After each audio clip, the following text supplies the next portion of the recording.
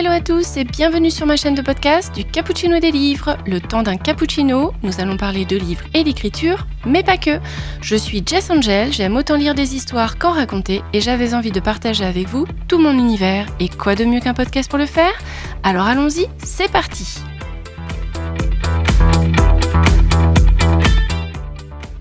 Aujourd'hui, sur cet épisode numéro 4, je vais commencer par la chronique lecture avec le bilan de mon mois d'avril sur mon challenge du livre mystère 2024. Alors sur le mois d'avril, j'ai lu 5 livres, ce qui est un petit peu moins que sur le mois de mars, mais ce qui est quand même plutôt pas mal. Le premier livre que j'ai lu, c'est le tome 2. Oui, j'ai acheté le tome 2 sans avoir lu le tome 1. Je ne sais pas si c'était important de lire le tome 1, mais le titre du tome 2 m'intéressait beaucoup plus et du coup, j'ai préféré acheter le tome 2. Donc, le tome 2 dont je parle, c'est Le Carnaval des vampires, une enquête du commissaire aux mœurs étranges d'Olivier Bard-Cabusson, qui est un polar fantastique. Le résumé. Forcés de fuir Paris, le chevalier de Volnay et le moine hérétique se réfugient à Venise. Ils y retrouvent la jeune Violette, devenue intendante d'un palais abandonné où de curieux événements se produisent la nuit venue. Cependant, des faits bien plus étranges ont cours dans la cité d'ombre et de lumière. Au petit matin, des corps sont découverts vidés de leur sang. Paniquée, la population profane les cimetières pour brûler des cadavres après leur avoir percé le cœur. Les pouvoirs en place s'inquiètent d'autant plus que le carnaval va débuter. Experte en vampirisme, la belle Maddalena Corvinus en est convaincue. Les créatures de la nuit ont envahi la Sérénissime. Dans une Venise fantomatique et sa lagune crépusculaire, l'auteur trousse un roman d'atmosphère gothique original et haletant et jette ses 2 enquêteurs dans leur affaire la plus sanglante. Alors, là, c'est le résumé du tome 2. Ça donne pas trop d'informations sur le tome 1, mais on suppose que dans le tome 1, il y a eu une première enquête où ces 3 personnages, le chevalier de Volnay, le moine hérétique et la jeune Violette, se sont rencontrés. Je suppose qu'on en apprend plus sur leurs liens familiaux ou amicaux, mais bon, moi, le carnaval des vampires m'a fait plus de l'œil que le Casanova... Je sais plus quoi, vous voyez, j'ai même pas retenu le titre parce que ça m'intéressait beaucoup moins. Mais cette histoire d'enquête du commissaire aux morts étranges m'avait quand même plutôt pas mal intéressée. Et je m'étais dit, bon, c'est pas grave. C'est qu'un tome 2, dans le tome 1, ils n'ont pas dû dire 10 milliards de choses d'extraordinaire, donc je vais pouvoir suivre l'histoire. Donc oui, j'ai pu parfaitement suivre l'histoire parce qu'il y a quand même des petits rappels du tome 1 qui nous permettent de savoir à peu près de quoi on parle ou de qui on parle. Donc de ce côté-là, il n'y a pas eu de souci. Mais par contre, je vais être honnête, j'ai eu du mal avec cette histoire. Malgré des personnages très bien dessinés, et je me suis perdue dans les méandres de l'intrigue, enfin des intrigues, parce qu'il n'y en avait pas qu'une. Il y en avait tellement, je ne savais plus où donner de la tête. Alors je ne sais pas si c'est moi qui étais trop fatiguée, j'avais cumulé les nuits d'insomnie pendant des jours, et du coup le soir j'étais claquée, je suivais pas grand chose, mais je voulais lire le livre, mais bon, bah voilà. Je sais pas si c'est le fait d'avoir commencé par le tome 2, qui était une mauvaise idée, bien que dans le tome... on retrouve quand même dans le tome 2, comme je vous ai dit précédemment, on retrouve quand même des éléments qui nous permettent de comprendre de qui on parle. Mais je sais pas, le résumé m'avait pourtant bien plu. Peut-être que j'en attendais trop. Le commissaire aux morts étranges, c'était peut-être une accroche bien trop pétillante pour moi. Et du coup... sur ces presque 500 pages, le mystère est bien mené jusqu'au bout. On doute de l'existence des vampires, et ça, c'est plutôt vraiment bien fait. Mais l'auteur est peut-être passé trop souvent d'un point de vue à l'autre sur la même page. Ce qui nous faisait terminer sur un suspense sur une phrase, et puis à la phrase suivante, on se retrouvait dans un autre lieu, avec un autre personnage, avec une autre partie de l'intrigue. Et du coup, moi j'étais perdue. Je comprenais plus où j'en étais. Donc je pense que l'état de fatigue n'a pas aidé à la bonne compréhension du texte. Mais bon, C'est peut-être ça qui a rendu ma lecture difficile, qui m'a empêché de m'accrocher à l'histoire. Je ne saurais pas trop quoi vous en dire de plus finalement, et j'en suis vraiment désolée, mais j'ai pas tout compris en fait. Donc peut-être que plus tard je lirai le tome 1 et que je relirai le tome 2 derrière pour mieux comprendre, mais bon là, ça n'a pas été la lecture que j'attendais. Le deuxième livre qui a été choisi par le hasard de ma palle mystère, c'est le tome 18, Un Noël presque parfait, une enquête d'Agatha Raisin de M.C. Beaton, qui est, comme vous le savez bien, un cozy mystery.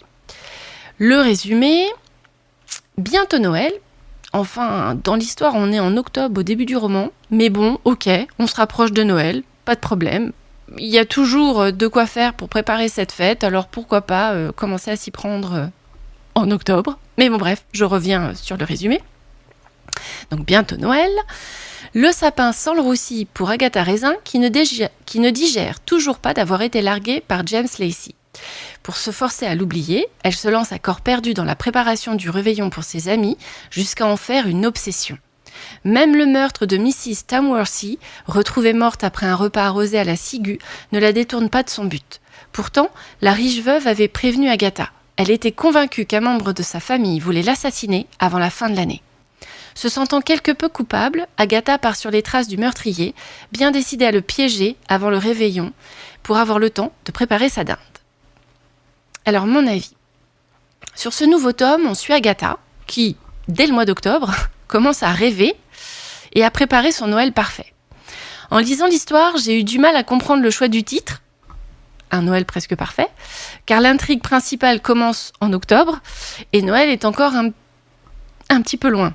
Mais ça nous permet d'avancer doucement mais sûrement dans l'histoire et de faire connaissance avec une nouvelle recrue de l'agence de détective d'Agatha, qui s'appelle Tony. On y voit Agatha la prendre sous son aile, faire preuve de beaucoup de générosité envers elle, et ça nous change de certains côtés de la personnalité d'Agatha qui sont parfois un petit peu froids, têtus.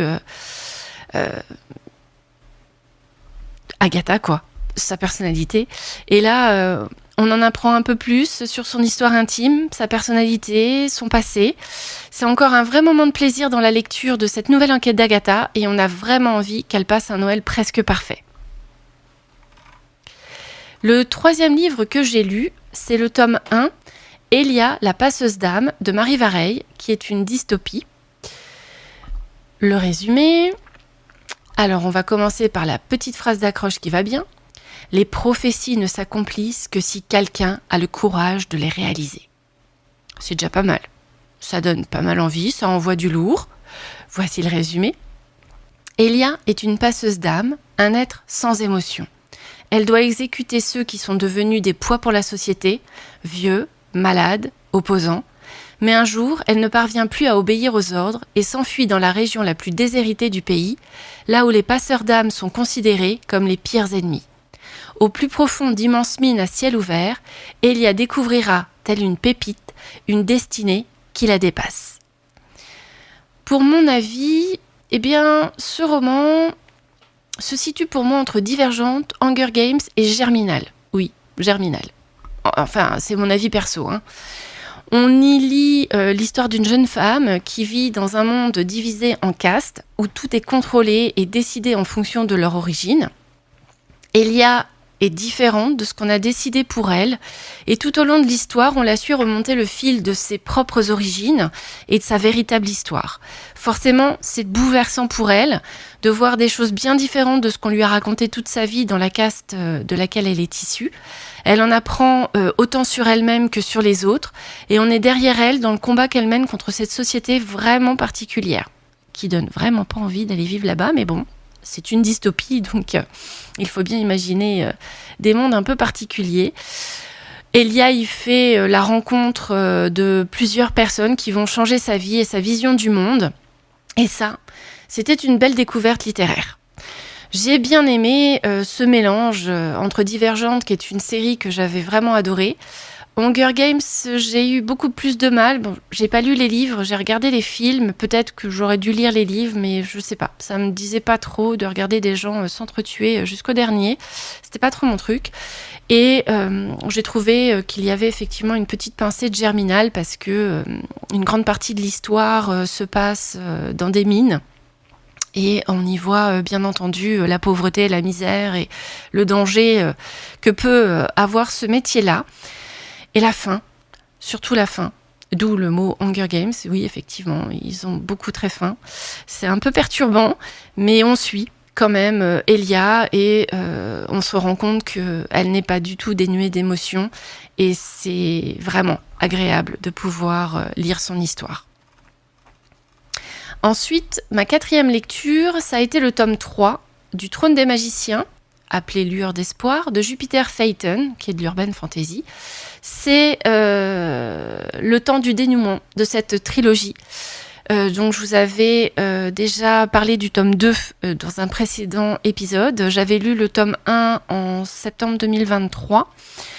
Là, j'ai pu finir la trilogie, donc je suis vraiment ravie d'avoir pu terminer cette histoire. Je ne vais toujours pas vous spoiler, je ne vais donc pas vous faire le résumé du tome 3 parce que, comme on a vachement avancé dans l'histoire, si vous n'avez pas encore lu le tome 1, ça va beaucoup trop vous donner d'infos pour la suite et je préfère que vous la découvriez de vous-même. Et comme je vous avais déjà donné le résumé du tome 1 dans un précédent épisode, je vais passer directement à mon avis sur cette sympatoche trilogie. Pour rappel quand même, je vais quand même faire un petit détour. Donc cette trilogie parle de Catelyn qui appartient à la famille royale composée de magiciens. Comme elle n'a pas de pouvoir, Catelyn s'est exilée à Londres pour y mener une vie bien loin de la magie et de la royauté. Elle est libraire et elle vit la vie d'une jeune femme de 20 ans, tout à fait normale, dans Londres. Mais son père, le roi des magiciens, décède et elle va donc devoir se rendre à Édimbourg pour assister à son enterrement. Lors de ce tome 1, on voit les rivalités entre les familles qui sont pour certaines familles vraiment très importantes avec plusieurs magiciens qui du coup à la mort du roi prétendent à la couronne. Pour les départager et choisir le futur roi, des épreuves sont mises en place pour sélectionner celui qui deviendra le roi, le nouveau roi. Et voilà en gros de quoi parle le premier tome. Je vous laisse vraiment découvrir cette trilogie parce qu'elle vaut le détour quand même. Donc, mon avis. Alors, la trilogie prend fin. Et oui, c'est avec tristesse que nous quittons ce monde magique et ses nombreuses familles et personnages. Après avoir suivi leurs aventures avec beaucoup d'attention et le petit slow burn qui va bien, on voit les personnages beaucoup évoluer, devenir pour certains bien plus humains. Et pour d'autres, se découvrir capables de beaucoup de choses, alors qu'ils pouvaient peut-être penser qu'ils n'étaient pas assez doués ou assez bons ou assez magiques. Donc je suis plutôt ravie de cette fin plutôt positive. Elle nous laisse en tout cas imaginer le meilleur pour eux tous. La bataille ne les a pas laissés indemnes. Mais ils ressortent grandis et prêts à affronter leur nouveau monde et plus forts, plus soudés que jamais. Voilà en gros pour mon avis. Je vous laisse vraiment découvrir cette trilogie parce qu'elle vaut le détour. Le 5e et dernier livre que j'ai lu sur le mois d'avril, c'est le tome 1 de la série Scholomance. Le titre du tome 1, c'est Éducation meurtrière. L'autrice, c'est Naomi Novik. C'est de la fantasy. Le résumé... Bienvenue à la Scholomance, une école pour les surdoués de la magie où l'échec signifie la mort au sens propre. Dans cet établissement, il n'y a pas de professeurs, pas de vacances et pas d'amitié, sauf celles qui sont stratégiques.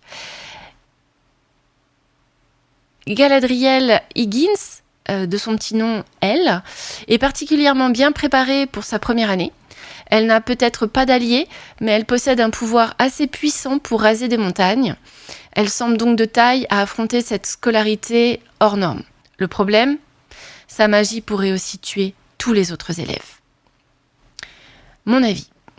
Alors, la narration en jeu, la longueur des chapitres, la langue acerbe de l'héroïne ne facilite pas la lecture pour moi.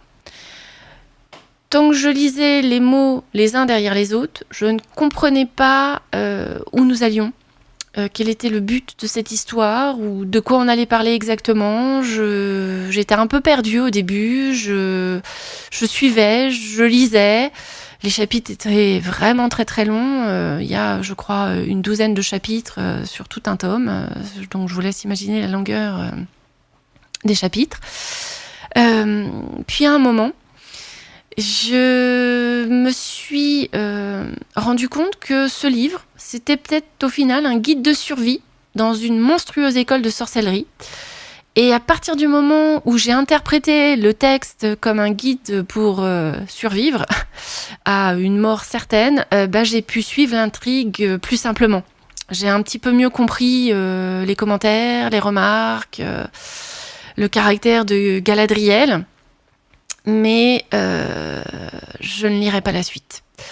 Je n'ai pas réussi à m'attacher à l'héroïne, Galadriel, malgré son joli prénom issu du Seigneur des Anneaux. Je la trouvais tellement en colère contre tout que cela devenait vraiment très lourd à lire.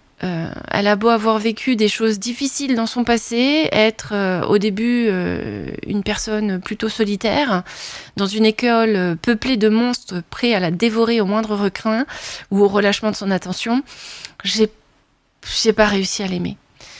Même si le livre raconte l'histoire d'une jeune femme qui apprend à laisser entrer d'autres personnes dans sa vie, à survivre à des monstres qui la pourchassent, Galadriel ne me touche pas. Le personnage d'Orion, qui l'accompagne tout au long du livre, m'a bien plus intéressée. Il est un petit peu cliché au départ en endossant le rôle du chevalier servant, mais à un moment, on en apprend un petit peu plus sur qui il est, et ça m'a un petit peu plus plu. Alors, j'aurais peut-être préféré que ce soit Orion, le personnage principal, je sais pas. Peut-être pas Galadriel, j'en sais rien. Mais bon, ça n'a pas suffi à me donner envie de lire la suite, ça c'est sûr, je n'y suis pas arrivée. Mais ne vous méprenez pas, les avis que j'ai vus sur cette série Scholomance étaient plutôt positifs. C'est peut-être juste moi, c'est peut-être ce mois d'avril. J'ai eu beaucoup de mal avec mes lectures du mois dans tous les cas. Et c'est là aussi qu'on voit l'inconvénient du hasard. C'est qu'on sait quels autres livres on a dans sa palle, ceux dont on est impatient de découvrir les histoires. Et je vous assure qu'il y a des livres, j'aimerais bien tomber dessus parce que j'ai envie de les lire depuis longtemps, mais le hasard ne les choisit jamais. Donc bon, je fais avec. Alors je tombe sur des histoires comme celles que je viens de vous citer, qui peut-être ne sont pas tombées au bon moment. Peut-être que j'avais pas le mood pour les lire, peut-être que j'ai pas réussi à pleinement apprécier les mots des auteurs, les intrigues, les personnages. Mais c'est le jeu, ma pauvre Lucette. C'est le jeu du hasard, tout n'est pas acheté. Loin de moi cette idée, j'ai quand même passé de bons moments de lecture, mais je croise vraiment les doigts pour que mes prochains tirages au sort soient de meilleures lectures que celles que j'ai eues au mois d'avril et que sur ces prochaines, j'aurai bien plus de choses à dire. Pouvoir passer à la chronique d'écriture.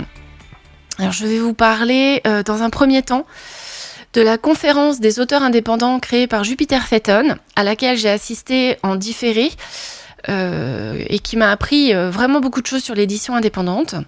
Celle-ci s'est déroulée début octobre 2023. J'avais pris le pack digital et j'ai pu visionner les replays sur le mois de novembre. Autant vous dire que j'ai été bien occupée toute cette fin d'année 2023, mettant mon avenir d'écrivain sur le devant de la scène. Cela fait vraiment envie, ce genre de conférence, quand t'es auteur, d'avoir autant de conseils qui t'aident à mieux comprendre comment ça marche du côté de la publication. Et là, en l'occurrence, de l'auto-publication. On a eu des thèmes qui ont été abordés durant toutes ces conférences qui étaient vraiment chouettes. On a eu des sujets comme la bêta lecture avec Iris Bennett, qui est une ancienne élève de la formation Licard. On a eu un sujet sur le statut de l'auteur indépendant et de chef d'entreprise, animé par l'une des fondatrices de Licard, Johanna Vogel. On a eu également un sujet qui a abordé comment écrire un page turner avec Lucie Castel. elle aussi, fondatrice de l'ICAR. Vous vous dites, mais pourquoi je répète autant de fois le mot l'ICAR? Soyez patient, ça arrive. Il y a eu également d'autres sujets comme la communication, la création de sa communauté et notamment créer sa communauté sur TikTok. C'est une conférence qui a été animée par Margot de Seine, qui est l'auteure de la série Absolue et qui est une ancienne élève, je vous le donne dans le mille, de l'école l'ICAR. Et ouais, encore.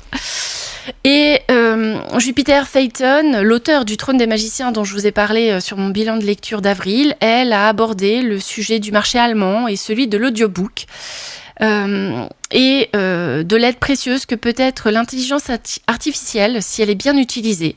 Et on a eu également quelques sujets, quelques éléments sur comment bien vendre ses romans. Tous ces sujets ont été abordés, apportant chacun des sources d'informations essentielles pour s'en sortir et devenir un pro de l'auto-édition. La deuxième édition est confirmée et devrait avoir lieu cette année, les 12 et 13 novembre, à l'espace Saint-Martin à Paris. Donc si vous êtes intéressé, n'hésitez pas à suivre Jupiter Phaeton pour avoir plus d'informations. Vous pouvez retrouver toutes les informations sur sa newsletter ou sur son site internet de Jupiter Phaeton et vous trouverez toutes les informations, en tout cas celles qui sont à jour aujourd'hui, sur cette future édition. Moi, j'y ai passé un très bon moment.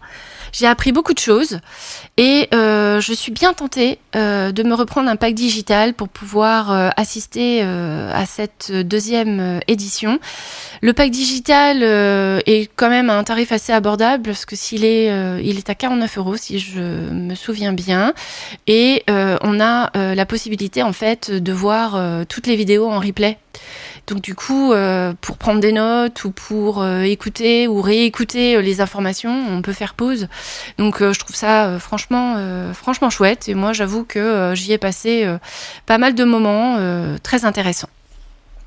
Alors, je vous ai beaucoup parlé de l'ICAR, l'Institut des carrières littéraires, créé par Lucie Castel et Johanna Vogel. C'est le deuxième point que je voulais aborder sur cette partie de la chronique d'écriture. Alors, je vais surtout vous parler de la formation Devenir écrivain, projet best-seller, dont je rêvais, je vous assure, depuis des années. J'avais fait la découverte du podcast et de la formation en 2020, si mes souvenirs sont bons. Pendant le confinement, en 2020, je m'étais dit que c'était le bon moment pour écrire de nouveau. Ça faisait un certain temps que je n'avais pas eu de nouvelles idées, ni même pris le temps de me poser pour écrire. Et je suis retombée sur un texte que j'avais commencé à écrire quelques années plus tôt, Le secret des boîtes à musique. Pour ceux que ça intéresse, de savoir quel est ce livre. Et comme j'avais du temps devant moi, j'ai eu envie de m'y replonger afin de pouvoir finir cette histoire et voir où je pouvais l'amener. Mais je voulais faire ça bien. Alors je me suis mise à chercher sur le net tout ce que je pouvais trouver pour apprendre à mieux raconter des histoires. Et j'en suis arrivée lors de mes recherches à la découverte du podcast de l'ICAR, où j'ai pu découvrir l'autrice Lucie Castel, qui est son nom utilisé pour les romans de littérature blanche et feel good, ou son nom de plume Oren Miller, pour ses romans de SFFF, science-fiction, fantasy, fantastique. J'ai écouté tous ses conseils avec beaucoup d'attention et j'ai pris le temps de lire ses livres, surtout la partie SFFF, pour découvrir sa plume, parce que je partais du principe que un auteur qui donne des conseils, il faut aussi savoir comment il écrit. Je trouvais ça judicieux de lire sa plume et en plus d'écouter ses conseils. Et j'ai adoré ces romans dans le genre du polar. Alors les titres que j'ai lus, c'est J'agonise fort bien merci et Dieu se leva du pied gauche. À présent, vous pouvez enterrer la mariée. Comme vous pouvez le constater, les titres sont vraiment très caractéristiques, très cyniques, très ciselés.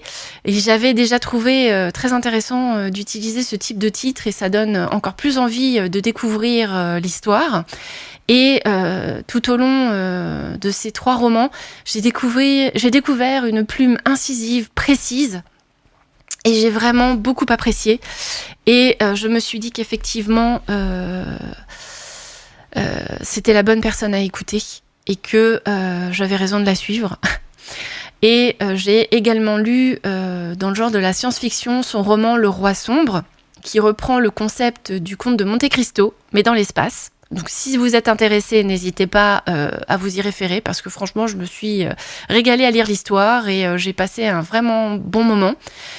Et j'ai également découvert le premier roman publié de Lucie, qui était l'Évangile selon Juliette. J'ai découvert récemment que j'ai lu le tome 1 et qu'il y avait un tome 2. Donc je pense que je vais me le noter dans ma wishlist et j'irai chercher le tome 2 parce que même pour un premier roman, où forcément il n'y a pas toujours... tout n'est pas parfait, mais l'histoire était vraiment intéressante, les personnages bien travaillé, ça me donnait envie. Donc là, je pense que je découvrirai le tome 2 dès que possible. Et comme je vous disais, j'ai lu ses histoires, j'ai écouté ses podcasts, tout me plaisait. Je lui ai donc fait totalement confiance. Et quand je l'ai vu proposer des masterclass gratuites pour découvrir sa formation Devenir écrivain projet best-seller, j'ai vraiment pris le temps d'y assister, de prendre des notes, parce que je trouvais les conseils vraiment très intéressants. Et j'avais envie de devenir une vraie autrice avec... toutes les techniques possibles et inimaginables pour avoir une histoire qui tient la route et vous donner envie de me lire, tout simplement.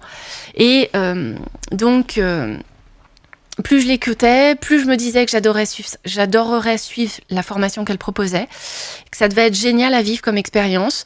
Mais entre 2020 et 2023, mes finances n'étaient pas génialissimes et la formation a un certain prix.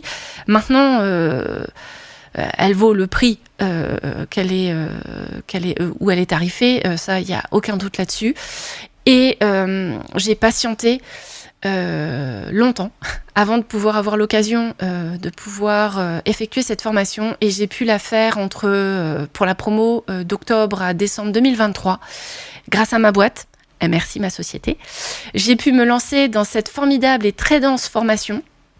Je ne compte pas le temps passé devant les lives du vendredi, les ateliers du jeudi, c'était le jour de mon groupe, les heures et les heures de vidéos de formation.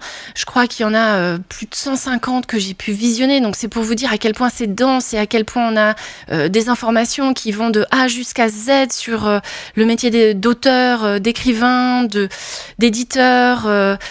On y aborde vraiment tous les sujets et... je compte pas non plus le nombre d'heures où j'ai passé à travailler sur les exercices de la formation, ni toutes celles que j'ai partagées avec ma promo. Petit clin d'œil à ma promo Polaris, petit coucou à vous tous.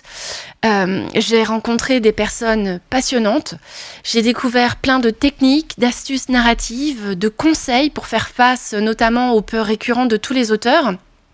D'organiser mon temps entre ma vie professionnelle, personnelle et créative, parce que oui, il y a certes tout un travail qui est effectué sur l'écriture, mais il y a aussi tout un travail qui est effectué sur l'auteur et les peurs qu'il peut ressentir face à la page blanche, face au syndrome de l'imposteur, face à tout un tas de soucis, à se demander comment il va s'organiser, qu'il peut pas caser, que les journées elles font que 24 heures et qu'on peut pas tout faire dedans.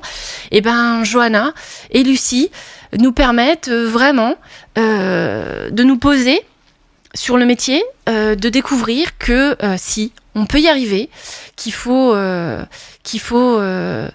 s'organiser, qu'il faut prendre le temps, qu'il faut se donner à fond pour cette passion, parce que si c'est vraiment ce qu'on a envie de devenir, en fait, il faut donner un bout de nous et organiser notre temps en intégrant le travail de l'écriture dans notre vie personnelle.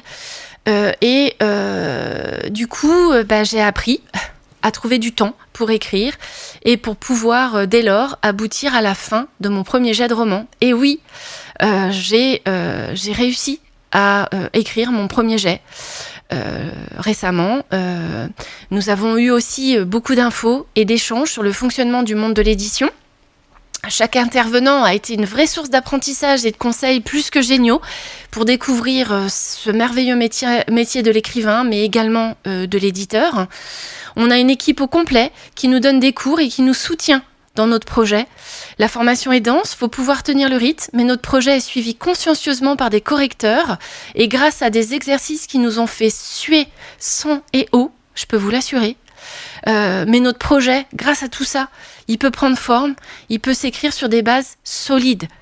Et il n'y a pas que les formateurs qui ont leur importance dans la formation, il y a aussi vos camarades auteurs, enfin mes camarades auteurs. Il y a ma promo qui était là, ma promo Polaris, que je ne remercierai jamais assez d'avoir été présente, d'avoir été bienveillante, d'avoir échangé, de nous avoir permis de nous entraider et de partager tellement de choses. Vous n'imaginez pas à quel point cette communauté d'auteurs, elle a tout autant son importance que la formation. Elle fait partie de la formation et c'est une expérience formidable que je conseille à tous les auteurs de vivre. On a beau écrire seul dans son coin, les autres auteurs ne sont pas nos ennemis, mais nos alliés, nos supports, notre source de réconfort et de motivation. Quand écrire devient difficile, ils sont toujours là pour nous remonter le moral, pour nous motiver, pour être derrière nous. Et nous, on fait pareil avec eux. On les soutient. Et ce sentiment d'appartenir à une communauté soudée, ça fait aussi partie de la joie d'avoir pu faire l'ICAR. Grâce à cette école, j'ai pu vraiment rencontrer des personnes géniales.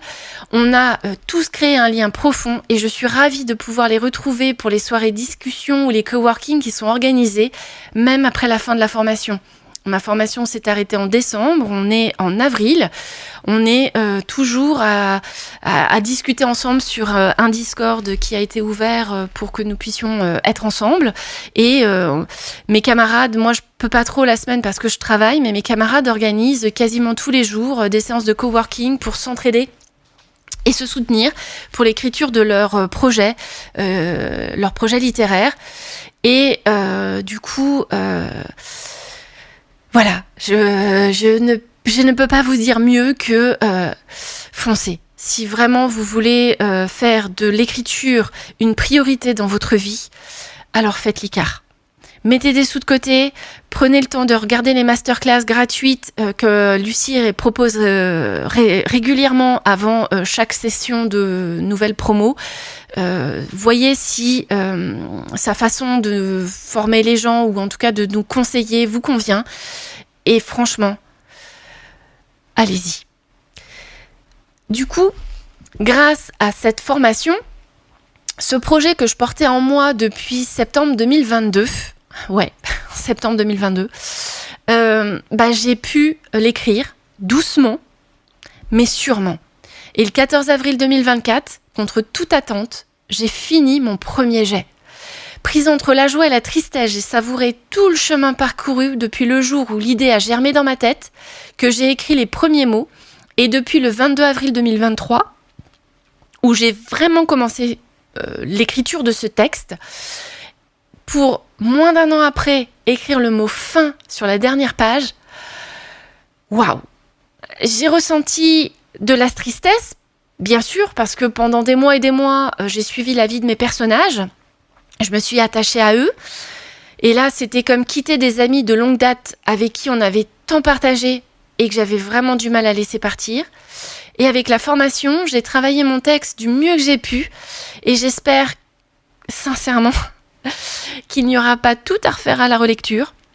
Qu'est-ce que cette phase me fait peur, si vous saviez? Parce que, certes, le premier jet est écrit, mon histoire est écrite, mes personnages ont vécu leur aventure, l'intrigue s'est terminée, mais c'est pas fini. Parce que ceci, comme je vous avais dit la dernière fois, ce n'est qu'un premier jet. Maintenant, je vais pouvoir relire mon texte, chapitre après chapitre. Je vais en faire sa relecture, sa correction. Je vais essayer de faire en sorte que cette histoire tienne le coup, du début jusqu'à la fin, sur les 32 chapitres, je crois, que j'ai écrits, avec un prologue et un épilogue. Donc... je vais voir ce que j'ai loupé, si j'ai des incohérences, si j'ai mal écrit des phrases, parce que après tout, ce n'est que mon premier geste, c'est mon brouillon. Donc je vais pouvoir tout retravailler. Et dès que ma pause réglementaire du texte est terminée, parce qu'après avoir écrit un premier jet, il faut laisser son texte se reposer un petit peu pour pouvoir y revenir avec un œil plus aguerri et plus neuf, afin de reprendre l'histoire depuis le début, tout relire avec attention pour en faire une meilleure version. Alors pour connaître la suite, restez connectés.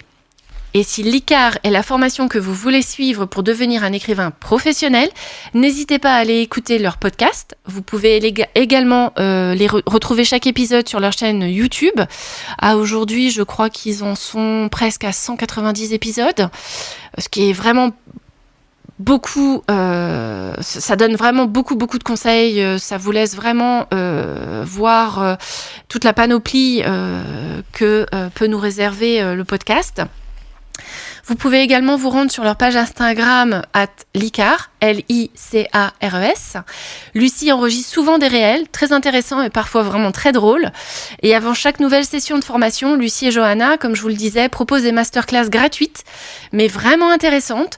Il suffit de vous abonner à leur newsletter pour avoir le contenu, en tout cas les programmes des masterclass. Vous avez un lien après où vous pouvez vous inscrire pour avoir accès à cette formation. Ce qu'il faut que vous sachiez aussi, c'est qu'il y a un replay. Donc si jamais vous n'êtes pas disponible le jour où la masterclass a lieu, dès le lendemain, la plupart du temps c'est vraiment dans les 24 heures, Lucie et Johanna mettent en ligne l'épisode qui a été enregistré et vous avez tout le loisir de pouvoir faire pause, de pouvoir prendre des notes, de pouvoir vraiment écouter et réécouter l'épisode. Je crois que c'est à disposition pendant 7 jours, donc vous avez quand même une petite semaine pour pouvoir écouter la masterclass. Mais dans tous les cas, c'est impossible de ne pas prendre plaisir à les écouter. C'est une équipe bienveillante avec de nombreux conseils et astuces. Je fais que me répéter, mais c'est pour vous montrer à quel point cette formation m'a transformée. Et elles sont là. Cette équipe est là pour vous aider à réaliser votre rêve. Alors n'hésitez plus, foncez.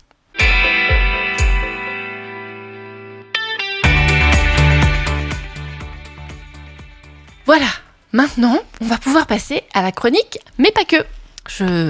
Mon épisode va encore être super long. Je vais essayer d'aller plus vite. J'ai l'impression à chaque épisode que j'enregistre, que j'ai des milliers de choses à vous raconter. Mais bon, je vais essayer d'aller un peu plus vite sur la fin. Donc, je voulais d'abord vous partager la page Instagram et la chaîne YouTube d'Aurélie, @lalivromancienne. Je l'ai d'abord découverte sur Instagram, elle faisait partie de ce qu'Insta me proposait comme compte à suivre, et j'avoue que je me suis d'abord intéressée à son nom, Livromancienne, parce que rien qu'à ce nom, je me suis dit qu'on allait être dans des goûts littéraires proches des miens, et la curiosité m'a poussée à la découvrir un peu plus. J'ai été voir ensuite sa chaîne YouTube, et sa personnalité m'a bien plu. Donc je vous conseille de pouvoir la découvrir, elle a des conseils littéraires vraiment très intéressants. Je voulais également vous parler d'un challenge qu'elle met en place tous les ans, qui s'appelle le Tarot Book Challenge, qui se base sur des choix de lecture en fonction des arcanes du tarot divinatoire. Et j'ai trouvé le principe intéressant.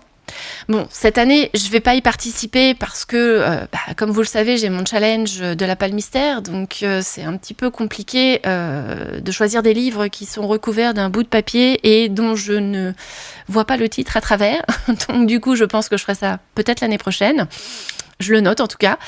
Et pour vous donner un exemple de ce qu'est ce Tarot Book Challenge, pour l'année 2024, sur les 12 arcanes proposés, il y avait l'arcane du magicien ou battleur, avec comme mots-clés expérience, voyage, exploration, quête, découverte.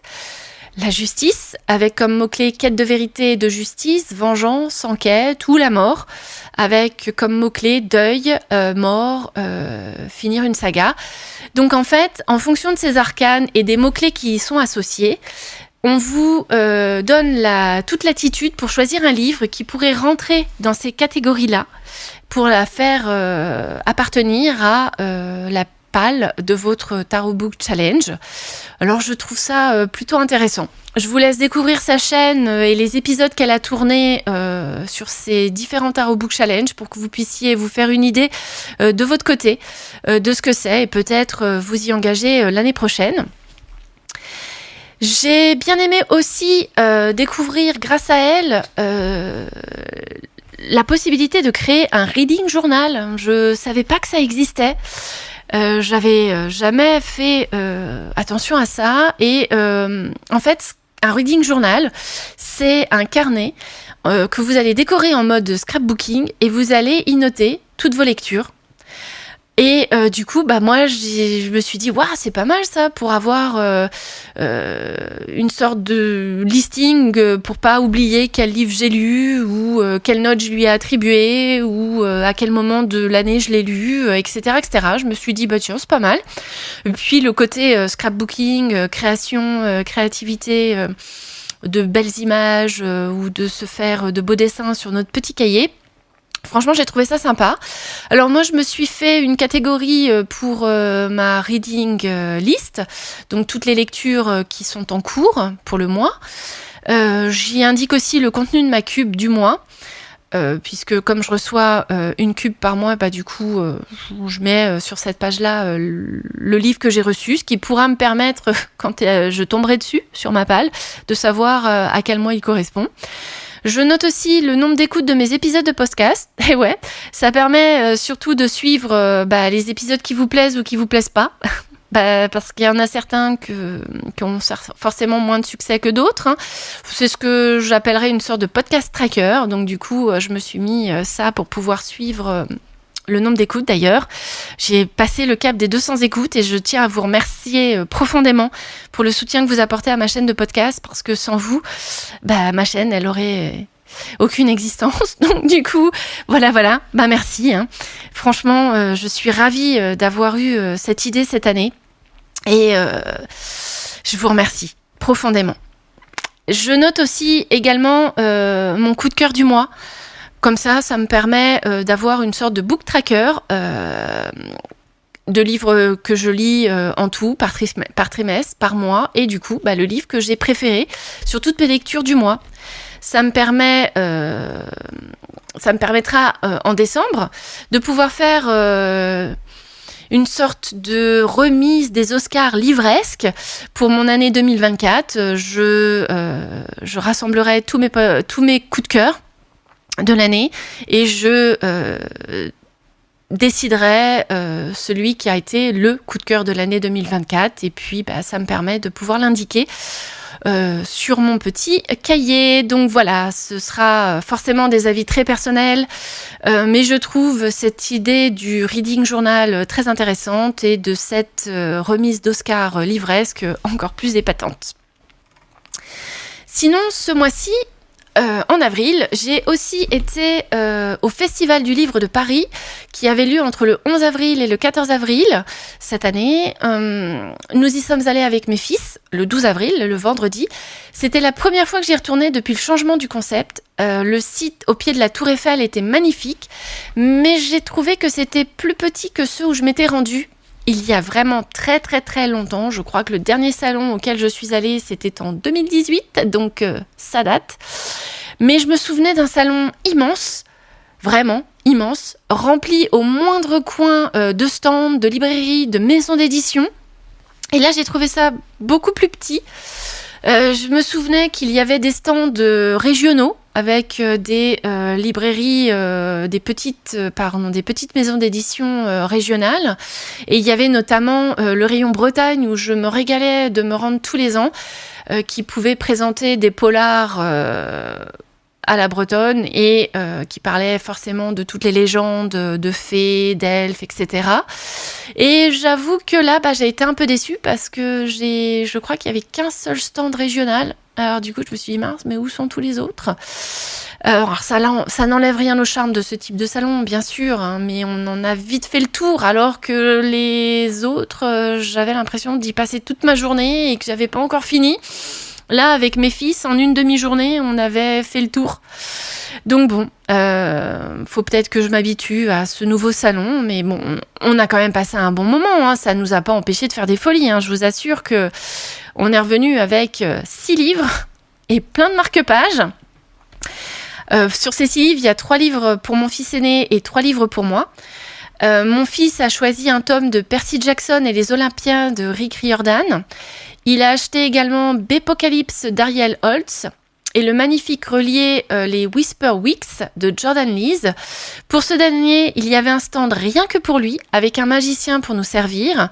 Il faisait une promo avec le relié où nous pouvions acquérir un jeu de cartes en l'achetant. Il semblerait que ce soit la monnaie utilisée dans cet univers. Donc lorsque mon fils l'aura lu, ce livre des Whisper Weeks rejoindra ma palle car j'ai vraiment envie de découvrir cette histoire et je vous en parlerai donc plus tard quand ce livre tombera dans mon choix.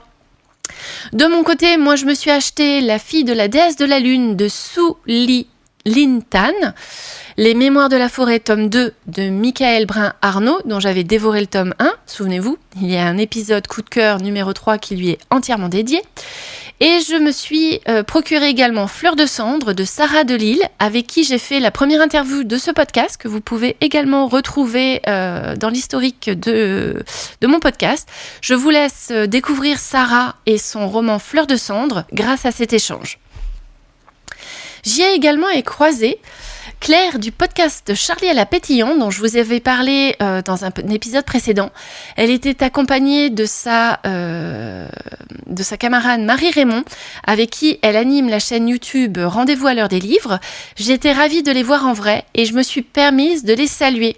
C'est toujours un peu compliqué lorsque l'on croise des personnes que l'on suit dans la réalité car on est prise entre l'envie de les laisser profiter de leur visite comme tout le monde et de les saluer pour leur dire combien on les apprécie et qu'on est fan de ce qu'elles font. Alors je ne sais pas pour vous, mais moi, je suis toujours un petit peu mal à l'aise, je ne souhaite pas les déranger et pourtant j'ai eu envie de les remercier. Alors je me suis permise de leur dire bonjour, de les saluer et de leur dire toute mon admiration. Voilà pour ce mois d'avril, toutes ces découvertes. Et nous pouvons passer à la petite question du jour.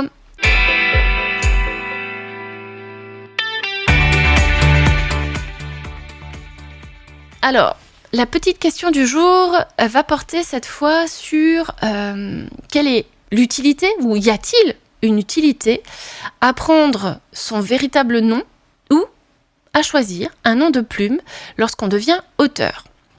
Alors, qu'en pensez-vous ? Moi, personnellement, j'ai rien contre l'idée de mettre mon véritable nom, parce que j'écris pas de romans controversés ou avec des sujets difficiles, donc du coup, comme c'est surtout de la littérature jeunesse, où là, mon dernier roman sera un polar fantastique, il n'y a pas de sujet polémique, il n'y a pas de difficulté à dire que c'est moi qui l'ai écrit, mais comme je voulais faire la différence entre les romans de littérature jeunesse que j'ai déjà écrits et publiés sur Librinova et que je vais reprendre les uns derrière les autres, comme je vous l'avais dit, pour les retravailler et en faire une meilleure version. Donc je les laisserai à mon nom, mon vrai nom en fait, parce que c'est de la littérature jeunesse et il y a pas de souci avec ça. Mais je pensais pour dissocier ce côté littérature jeunesse et ce changement de genre avec mon polar fantastique, je me disais que le choix d'un nom de plume serait peut-être judicieux. Ça fait un peu comme Lucie Castel, qui différencie ses œuvres de littérature générale, feel good, en mettant son vrai nom, Lucie Castel, sur les couvertures, et pour ses polars, d'y mettre son nom de plume, parce qu'elle nous expliquait que un lecteur, en fait, s'il s'intéresse à un certain genre de littérature écrite par un certain auteur, il va peut-être être un peu perturbé que cet auteur utilise le même nom pour un genre totalement différent. Et je sais qu'il y a Astrid Sterrin qui va faire la même chose. Pour ses romans de fantasy fantastique, elle a pris le nom, le sien, d'Astrid Sterrin, mais elle est en cours d'écriture d'une romance et elle a décidé que cette romance serait publiée sous un nom de plume pour faire la différence dans son lectorat entre ceux qui vont aimer la fantaisie mais qui vont pas trop accrocher à la romance, pour pouvoir bien différencier les deux types de lectorat. Donc je me dis que peut-être pour ces raisons-là ça peut être une bonne idée. Après ça peut être aussi juste l'envie d'avoir un joli nom de plume, parce que franchement se trouver un nom original, qui claque, qui pop tout de suite dans la tête des futurs lecteurs, qui en voyant le titre du roman mais aussi le nom de l'auteur vont se dire tiens, il a un nom sympa celui-là, je vais peut-être choisir son livre. Sait-on jamais, hein, peut-être que vous choisissez peut-être vos lectures aussi en fonction du nom de l'auteur. Donc moi, voilà, c'est mon petit avis personnel. Je pensais plutôt faire la différence, voilà, entre ce que j'écris en littérature jeunesse et ce que j'écris dans mon roman de polar fantastique, mon futur best-seller, n'est-ce pas? On peut toujours rêver. Je me dis, voilà, je vais peut-être faire la différence entre les deux pour ne pas perdre mon public et que les gens ne pensent pas que mon polar fantastique s'adresse peut-être à mes lecteurs qui auront entre 8 et 10 ans. Je dis pas qu'il y a pas de scène polémique, il y a pas de souci de ce côté-là, mais les personnages sont beaucoup plus vieux, ils ont une vingtaine d'années, mon fantôme, il est carrément vieux. C'est peut-être plus approprié de faire la différence entre les deux genres. Donc voilà, en ce qui concernait mon avis. Maintenant, vous pouvez également me laisser des commentaires sur ma page Instagram avec les questions que vous souhaitez poser ou voir développer mon avis sur la petite question du jour. N'hésitez vraiment pas à communiquer avec moi sur Instagram. Je ferai tout mon possible pour lire tous vos messages et pour y répondre du mieux possible. J'apprécie les messages que certains d'entre vous me laissent et j'ai toujours très hâte quand je publie un nouvel épisode ou une nouvelle photo sur Instagram d'avoir votre avis et de savoir si je fais les bons choix. Donc voilà, n'hésitez pas à vous adresser à moi sur ma page Instagram.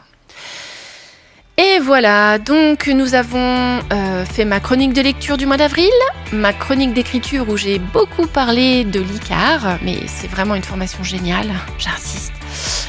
Allez-y, foncez, si vous voulez vraiment faire de votre rêve une réalité, allez-y. C'est la meilleure formation que j'ai pu suivre qui vous permettra d'y arriver au mieux.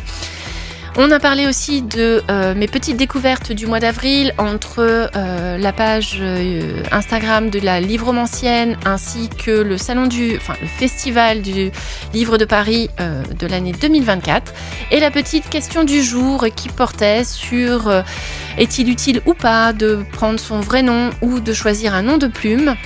Donc voilà, c'est terminé pour aujourd'hui. Ce nouvel épisode de podcast est fini. J'espère que cela vous a intéressé et que vous avez fait plein de belles découvertes pour compléter vos propres collections. Bon, si vous êtes resté jusqu'à la fin, c'est que cela vous a plu. Alors n'hésitez pas à vous abonner pour avoir le prochain épisode dès sa sortie, à liker et surtout à partager. Merci pour votre écoute et à très vite pour la suite. Si vous le souhaitez, vous pouvez aussi me suivre sur ma page Instagram @jessangel_8.